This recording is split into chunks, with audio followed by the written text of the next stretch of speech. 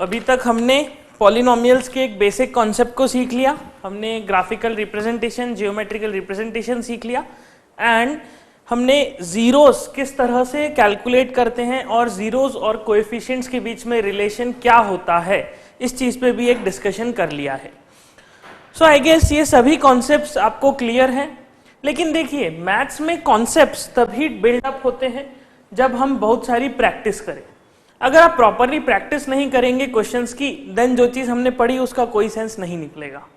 इसीलिए हमने जो अभी तक कॉन्सेप्ट पढ़ा है, that is the graphical representation and relationship between coefficients and zeros of a polynomial, उसके बेसिस पे प्रैक्टिस शीट से कुछ क्वेश्चन सॉल्व करते हैं।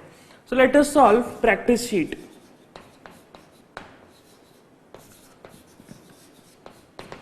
प्रैक्टिस शीट में we will solve question number 1। Question number 1 में हम first, second, fourth, sixth, ninth, 10th, 11th और 12th इन क्वेश्चंस को सॉल्व करेंगे क्वेश्चन नंबर 1 में। So let us start solving question number 1।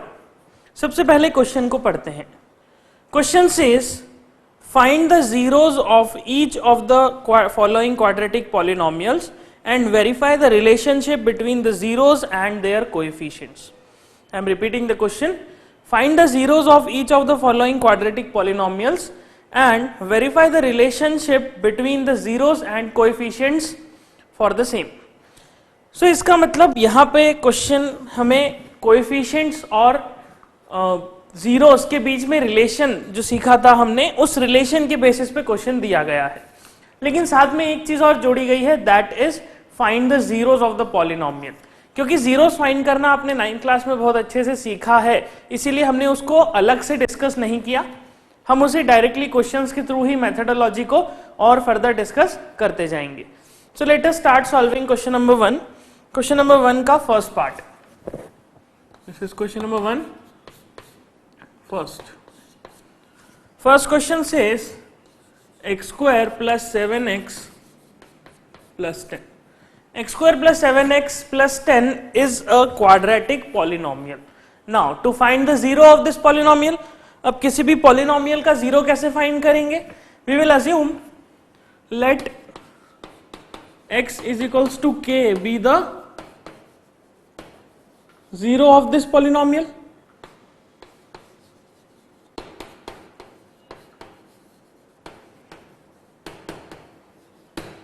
Where k is what? K is a real number. k क्या है? एक रियल नंबर है। Okay, now अब इस अगर मुझे पॉलिनोमियल का जीरो फाइंड करना है, इट मींस k का वैल्यू जब मैं इसमें सब्सटीट्यूट करूंगा तो ये पॉलिनोमियल जीरो हो जाना चाहिए। It means k square plus 7k plus 10 should be equals to zero. k square plus 7k plus 10 को जीरो होना चाहिए। ओके, नाउ इस चीज को कैसे सॉल्व किया जाए? हमने फैक्टर थ्योरम, फैक्टराइजेशन मेथड सीखा है इन क्लास 9th। उस मेथड को हम यहाँ पे अप्लाई करेंगे। हमने स्प्लिटिंग द मिडिल टर्म भी सीखा है, तो स्प्लिटिंग द मिडिल टर्म या फैक्टर वाला आप कोई सा भी थ्योरम यहाँ पे अप्लाई कर सकते हैं जो कंफर्टेबल लगे। I will going to use splitting the middle term. Splitting the middle term मतलब हमें 7x को इस तरह से ब्रेक करना है सच दैट जो दो टर्म्स आए उनका एडिशन या सब्ट्रैक्शन 7x बने और उनका मल्टीप्लीकेशन 10 इंटू kx स्क्वायर बने। So what are the factors of 10? जब आप 10 को फैक्टराइज करेंगे, so 2 5 are 10 and 5 and 5 1। So 10 के फैक्टर्स आए 2 और 5। मैं 10 को 10 इज इक्वल्स टू 2 इंटू 5 लिख सकता हूं। नाउ जो 2 और 5 आए, जस्ट थिंक अगर मैं 2 और 5 को ऐड अप करता हूं तो ऐड करने से क्या बनता है? ऐड करने से 7 बनता है और 2 5 को मल्टीप्लाई करते हैं तो 10 बनता है। इट मींस डेफिनेटली मुझे k square plus 5x plus 5k plus 2k plus 10 लिखना है is equals to 0। Now just common निकालने हैं यहां से, सो कॉमन निकालते हैं। यहां से शुरू के दो टर्म्स में से आप k को कॉमन निकाल सकते हैं और बाकी के दो टर्म्स में से आप 2 को कॉमन निकाल सकते हैं। So in bracket you will get k plus 5 plus 2 to the bracket k plus 5, this is equals to 0। This will give you k plus 5 into k plus 2 is equals to 0। So यहां से हमें k का value मिल गया -5 and -2। तो इस तरह से हमने इस क्वाड्रेटिक पॉलिनोमियल को सॉल्व किया by splitting the middle term, और स्प्लिट करने के बाद k का वैल्यू -5 और -2 मिल गया। यहां से आपने ब्रैकेट्स में से इस तरह से कॉमन निकाला एंड फर्दर इसे सॉल्व कर दिया। सो we will say -5 and -2 are zeros of this polynomial। इस पॉलिनोमियल के जीरो कौन से हैं? -5 और -2। नाउ तो अभी हमने क्या करा, हमने क्वेश्चन का सिर्फ फर्स्ट पार्ट सॉल्व किया है, that is to find the zeros. Now let us verify. So verify करना है relation between coefficients and zeros of this polynomial. सो सबसे पहले हम वो रिलेशन लिखते हैं जिसे हमें वेरीफाई करना है। We have a relation, the first relation that we have is sum of zeros. Sum of zeros of a polynomial किसके बराबर होता है? Sum of zeros is equals to coefficient of x divided by coefficient of x square with a minus sign, एक minus sign के साथ। So the sum of zeros is equals to minus of coefficient of x divided by minus of coefficient of x square. This is the relation between the coefficients and zeros. Now what is sum of zero? Sum of zero is -5 and -2 are the two zeros. हमारे पास दो zero कौन से हैं? -5 और -2। तो सम of zeros वाले मतलब LHS साइड में मैं लिख सकता हूं -5 प्लस -2, दो जीरोस हो गए, is equals to minus as it is what is the coefficient of x? Coefficient of x means k। यहां पे हमने x का वैल्यू कितना पुट कर दिया है? k। या फिर आप इस पॉलिनोमियल में ले लीजिए, the coefficient of x is 7, तो कोएफिशिएंट ऑफ x की जगह हमने 7 लिख दिया, divided by coefficient of x square. Coefficient of x square is 1, सो यहां पे हमने लिख दिया 1। So this will give you -7 is equals to -7। So ये हमारा रिलेशन आ गया एंड इट मीन्स हमने सम ऑफ जीरोस जो निकाले थे वो exactly minus times coefficient of x upon coefficient of x square के बराबर आ रहा है। सो इस चीज को लिखने के बाद I will write verified. Exam में आप इस तरह से लिख सकते हैं -7 is equals to -7, so you will write verified. Verified मतलब हाँ हमने वेरीफाई कर लिया है। ओके नाउ तो पहला हमने सम ऑफ जीरोस कंपेयर किया, सेकंड हम कंपेयर करते हैं product of zeros.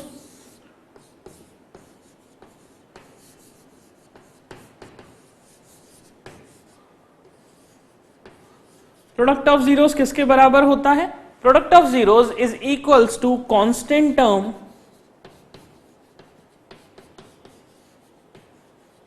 divided by constant term divided by coefficient of x square. So coefficient of x square. So this is the term. Now product of zeros इसका मतलब -5 और -2 दोनों का product. So -5 into -2,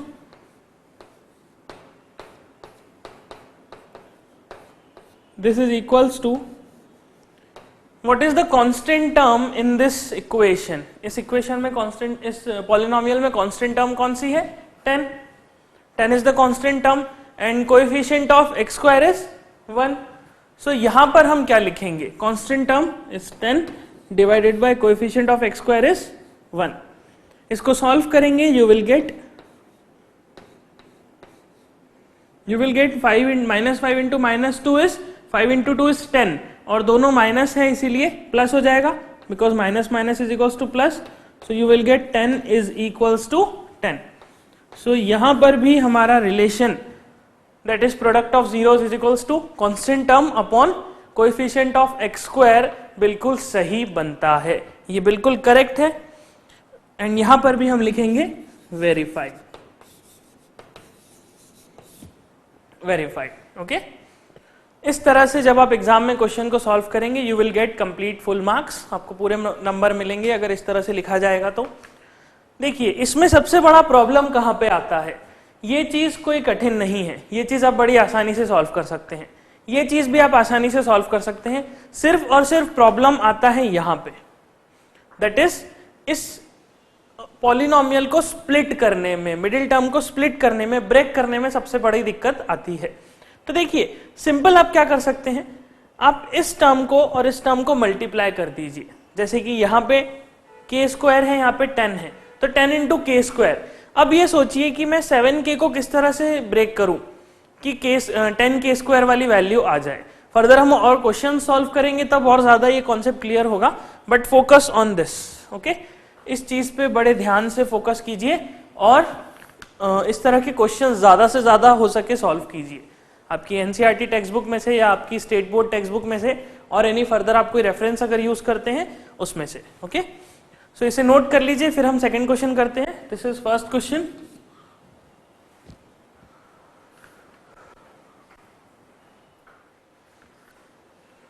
now let us solve second question. Second question is p of x is equals to x square plus 2 root 2x minus 6. p of x is equals to x square plus 2 root 2x minus 6.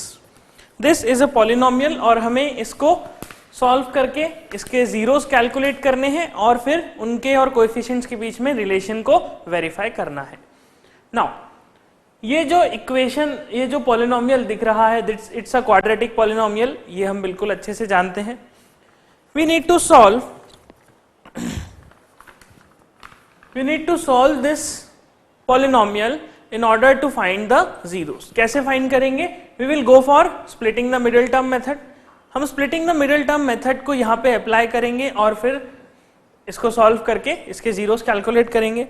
Again अगर हम splitting the middle term apply करना चाहते हैं तो ये जो middle term है इसको ब्रेक करके हमें दो ऐसे टर्म्स बनाने हैं विच हैव देयर एडिशन और subtraction is equals to 2 root 2x and their multiplication as minus 6x square. तो हमें क्या करना है, a और b लेट से दो टर्म्स हमें बनाने हैं, जहां पे a प्लस बी कितना आ रहा होगा 2 रूट 2x और a इंटू बी कितना आना चाहिए माइनस 6x स्क्वायर। तो फिर हम क्या करेंगे, हमें 6 को ब्रेक करते हैं। 6 को अगर हम ब्रेक करें सो यू विल गेट 3 इंटू 2। 6 को ब्रेक करने पे कितना मिला 3 into 2। Now observe this very very carefully, यहां पर 2 के साथ एक रूट 2 वाला भी टर्म अवेलेबल है।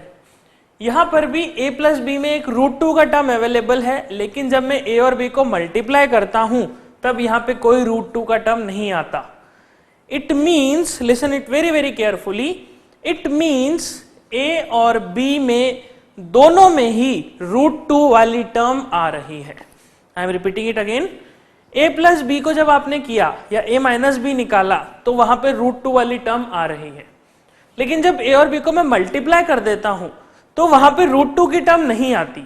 इट मीन्स a और b दोनों में रूट 2 की टर्म अवेलेबल है, क्योंकि रूट 2 की टर्म अवेलेबल होने से ही रूट 2 इंटू रूट 2 करने पे वो 2 हो जाता है और रूट हट जाता है, इसीलिए सिर्फ 6 बचता है। ओके, हेंस हम a और b को इस तरह से बनाएंगे सच दैट दोनों में रूट 2 का टर्म अवेलेबल हो। नाउ हमारे पास जो ये 6 है इसको ब्रेक करा तो 2 इंटू 3 आ रहा है। अब इस 2 इंटू 3 में से मैं रूट 2 कैसे बनाऊं?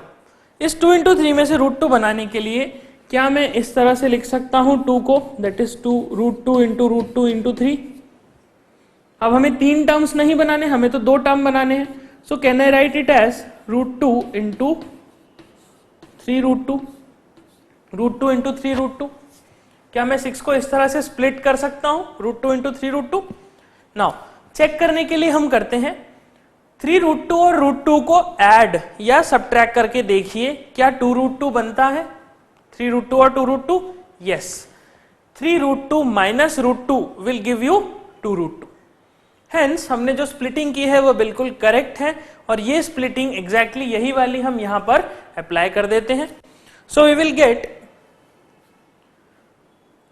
x² plus 3√2x minus √2x minus 6। अब ऐसा भी हो सकता है कि मैं इसे √2 माइनस 3√2 लिखूं।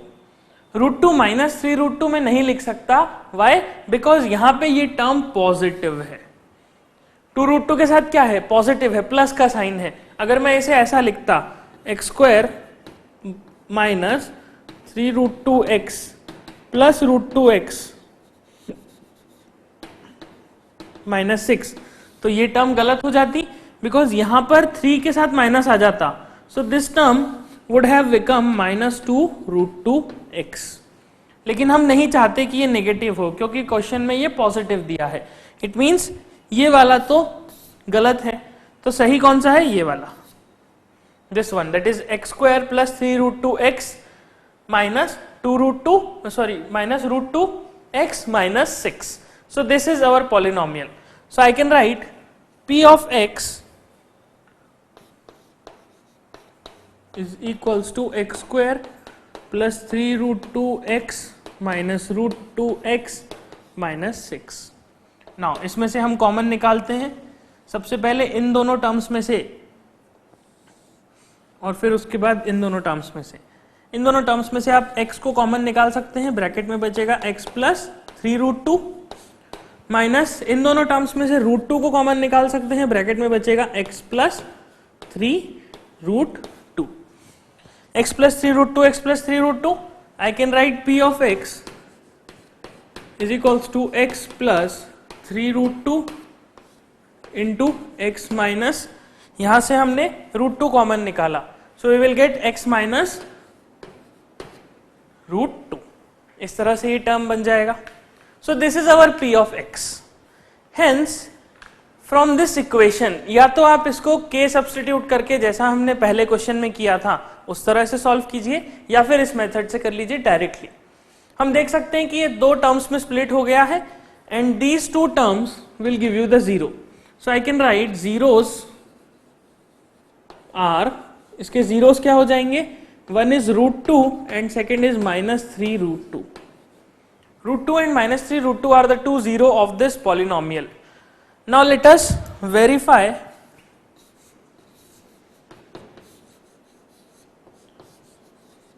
the relation. Let us verify the relation. अब हम relation को verify करते हैं। कौन सा relation? That is the relation between coefficients and zeros. So first relation is sum of zeros is equals to coefficient of x upon coefficient of x² with a minus sign. Remember this minus sign. इस minus sign को मैं इसीलिए अलग colour से लिख रहा हूं, such that आपको ये एग्जाम के लिए याद रहे। Don't forget this minus is very very important. Okay, now so ये जो इक्वेशन है, ये जो रिलेशन है, हम इस रिलेशन में सभी वैल्यूज को सब्स्टिट्यूट करते हैं। सम ऑफ जीरोस करना है, मतलब दोनों जीरोस को एड अप करना है। So sum of zeros will be √2 plus minus 3√2, ये आएगा sum of zeros. This is equals to एक माइनस साइन के साथ coefficient of x। Just observe this polynomial and बताइए कोएफिशिएंट ऑफ x क्या होना चाहिए। The coefficient of x is this, that is 2√2। So I will write 2 √2 divided by coefficient of x square. Coefficient of x square is 1. So we will write 1. So इसको जब हम solve करेंगे you will get √2 minus 3 √2 is minus 2 √2. This is equals to minus 2 √2. So this relation is verified because देखिए LHS और RHS बिल्कुल बराबर आ रहा है. It means we can write verified. This is verified. Second relation is product of zeros is equals to constant term divided by coefficient of x square. Product of zero कितना है? Constant term divided by coefficient of x square. So what is the product of zeros? The two zeros are √2 and minus 3 √2. So here I will write √2 into minus 3 √2. This is equals to constant term. अब इस equation में constant term कौन सा है? Constant term is 6 या फिर -6. Okay, observe this because यहाँ पे माइनस का साइन है. प्लस का साइन हो तो कोई प्रॉब्लम नहीं है, हम डायरेक्टली न्यूमेरिकल वैल्यू को उठा सकते हैं, लेकिन माइनस का साइन है इसीलिए हमें माइनस को भी उठाना है. So I will write -6 divided by what is the coefficient of x square? Coefficient of x square is 1. So coefficient of x square को हमने 1 लिख दिया. नाउ √2 इंटू माइनस 3 √2 इसको मल्टीप्लाई करेंगे. So √2 into √2 will give you 2 and 2 into 3 will give you 6 with the minus sign. So here you will get -6 and this -6 upon 1 will also be -6. So यहाँ पर भी LHS equals to RHS हमें दिखाई दे रहा है. Left hand side में लिखी हुई टर्म्स राइट हैंड साइड में लिखी हुई टर्म्स के बिल्कुल बराबर हैं. Hence this relation, that is product of zeros, is equals to constant term divided by coefficient of x square is verified. So this relation is verified in this question also. Okay, so this was second question. अब देखिए जैसे जैसे questions बढ़ते जा रहे हैं वैसे वैसे उनका लेवल ऑफ डिफिकल्टी थोड़ा सा इंप्रूव हो रहा है. पहला क्वेश्चन हमने बहुत इजी सॉल्व किया.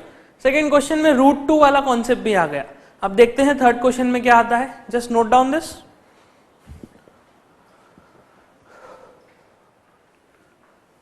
Okay, now let us solve the fourth question, the fourth part of question number 1. So the fourth part of question number 1. Fourth part says q of x is equals to √3x square plus 10x plus 7 √3. So √3x square plus 10x plus 7 √3. This is the quadratic polynomial और हमें इसके zeros find करने हैं. So let us apply the splitting the middle term method. कैसे करेंगे? हमें इस 10x को दो पार्ट्स में तोड़ना है. That is let's say a और b such that a और b का सम या प्रोडक्ट 10x आए और सम या फिर subtraction that is minus 10x आए या फिर मल्टीप्लीकेशन 7 √3 इंटू 3 आए. सो a प्लस बी या फिर a माइनस बी कितना आना चाहिए? 10 और a इंटू बी कितना आना चाहिए? 7 √3 इंटू √3 मतलब कितना? 7 इंटू 3 इज 21. सो हमें a और b दो ऐसे टर्म्स चाहिए जिनका एडिशन 10 आए या सब्ट्रैक्शन 10 आए और जिनका मल्टीप्लीकेशन कितना है? 21. तो हम 21 को स्प्लिट करते हैं, 21 को ब्रेक करते हैं. 21 को ब्रेक करना सो दैट इज 3 इंटू 7. 3 7 से 21 होता है. नाउ क्या 3 इंटू 7 करने पे 21 आ रहा है? यस, अभी तो हमने ब्रेक किया. क्या 3 और 7 को ऐड करने पे 10 आ रहा है या सब्ट्रैक्ट करने पे 10 आ रहा है? यस, ऐड करने पे 10 आ रहा है. इट मीन्स मैं इस 10 को कैसा ब्रेक कर सकता हूं? आई can write P of x,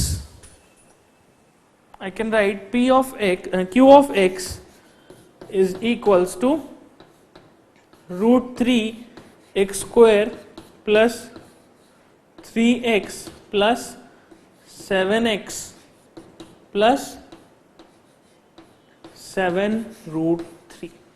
हम इस तरह से 10x को स्प्लिट कर सकते हैं 3x और 3x और 7x।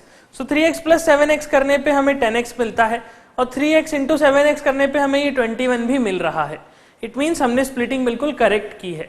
Now after this splitting हम इन दोनों टर्म्स में से और इन दोनों टर्म्स में से कॉमन्स निकालते हैं। सो इन दोनों टर्म्स में से कॉमन आएगा रूट 3x और ब्रैकेट में बचेगा कितना x प्लस रूट 3 प्लस यहां से 7 कॉमन आएगा, ब्रैकेट में बचेगा x प्लस रूट 3। ओके, यहां से जब मैंने रूट 3x कॉमन निकाला तो 3 को हम रूट 3 इंटू रूट 3 लिख सकते हैं। तो अगर रूट 3 इंटू रूट 3 में से एक रूट 3 निकाल लिया जाए तो बचेगा क्या, एक रूट 3। सो ये एक रूट 3 बच रहा है। इस तरह से हमने इसे स्प्लिट कर लिया। Now this will give you x plus root 3 into root 3x plus 7। So this is your Q of x. This Q of x is a quadratic polynomial, दो टर्म्स में स्प्लिट हो गया। क्या इसे देख के हम इसके जीरोस फाइंड आउट कर सकते हैं? Yes. Let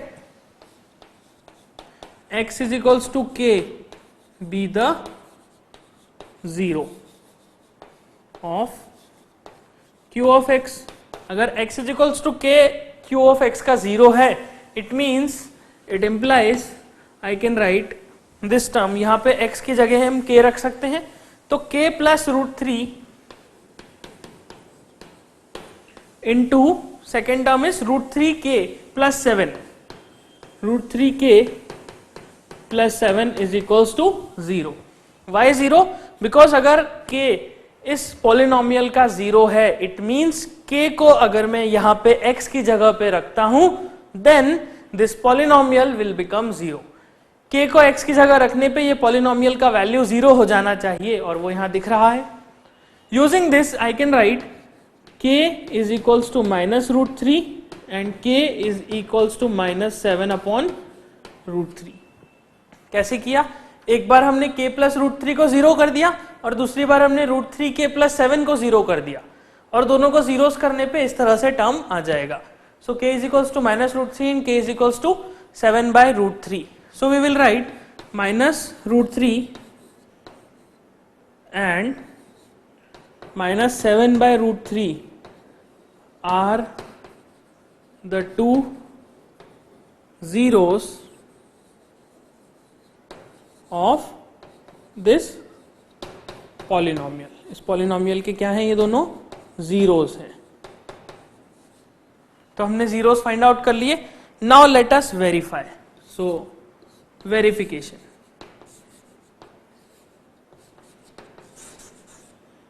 अब हम इस इक्वेशन को, हम इस रिलेशन को, इस जीरोस को वेरीफाई करेंगे, the relation between coefficients and zeros. First again वही वाला relation, that is sum of zeros is equals to coefficient of x divided by coefficient of x square with a minus sign, एक minus sign के साथ।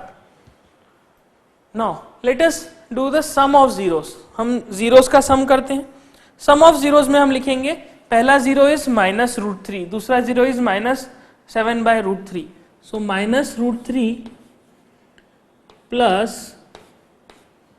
minus 7 by root 3 is equals to, now coefficient of x, इस polynomial में coefficient of x is 10, so coefficient of x is 10 means minus of 10 divided by coefficient of x square, coefficient of x square is root 3, so minus 10 divided by root 3।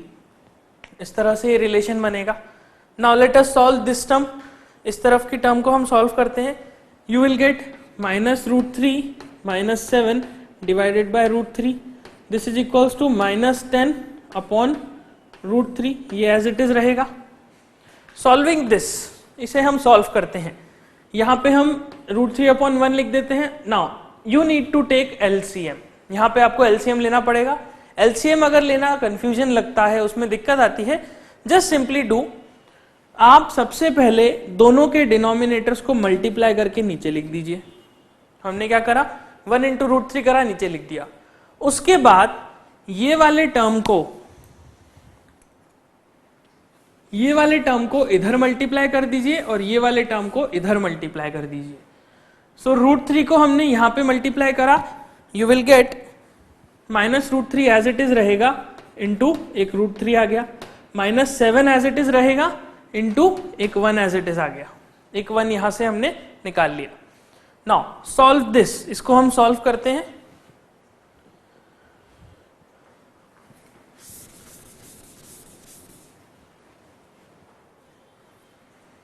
So -√3 into √3 -7 into 1 divided by √3 is equals to -10 upon √3.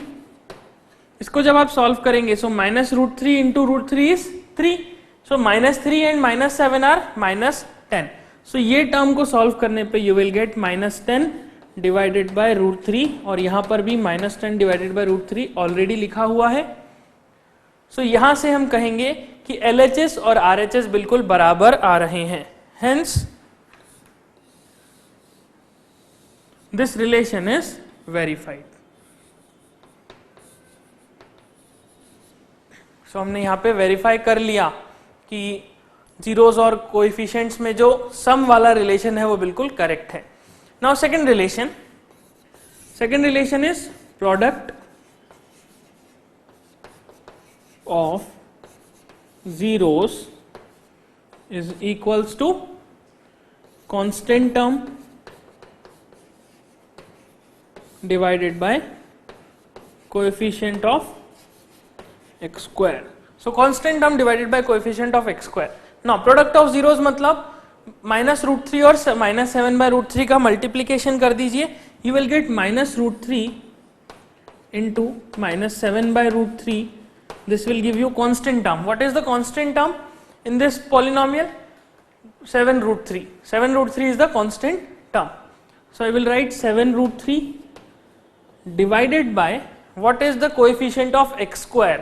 The coefficient of x square is √3. So यहाँ पे हम लिखेंगे √3. This will give you, ये √3 यहाँ पे cancel हो जाएगा, यहाँ पर ये √3 कैंसिल हो जाएगा. -1 into -7 will give you 7 और यहां पर भी 7. सो यहां पर हम देख सकते हैं LHS और RHS बिल्कुल बराबर आ रहे हैं. It means the relation is verified. The given relation is verified. That is product of zeros is equals to constant term divided by coefficient of x square. तो हमने इस टर्म को भी वेरीफाई कर लिया. यहां पर क्वेश्चन का लेवल सिर्फ यहां पे डिफिकल्ट हुआ था, यहां पर जब हमें इस टर्म को स्प्लिट करना था और दूसरा जब हमें यहाँ पे LCM निकालना था. बाकी तो बिल्कुल स्टैंडर्ड प्रोसीजर है जो आपको सॉल्व करना है हर क्वेश्चन में, लेकिन खास तौर पे ये चीज इंपॉर्टेंट थी और ये चीज इंपॉर्टेंट थी. अगर आप यहाँ पे सॉल्व नहीं कर पाते तो आप क्वेश्चन बिगिन नहीं कर पाते. अगर आप यहाँ पे सॉल्व नहीं कर पाते तो आपके मार्क्स आधे ऐसे ही कट जाते, बिकॉज ये वाला रिलेशन आप वेरीफाई करके नहीं बता पाते. Okay, so focus on this and focus on this. देखिए जो भी क्वेश्चंस अपन सॉल्व कर रहे हैं, इन क्वेश्चन में कुछ इंपॉर्टेंस है. हर क्वेश्चन अपने आप में कुछ ना कुछ नई चीजें कैरी कर रहा है. जैसे यहाँ पे LCM वाला टर्म आया था, ये वाली चीज जनरली मैंने देखा है कि प्रॉब्लम होता है LCM निकालने में, बट डोंट वरी, हम समय के साथ साथ जब अच्छे क्वेश्चंस को और सॉल्व करेंगे तब ये कॉन्सेप्ट भी आपको अच्छे से क्लियर हो जाएगा. Okay, so this is question number 4. Question number 4 हमने कर लिया है, इसे नोट कर लीजिए, फिर हम आगे बढ़ते हैं.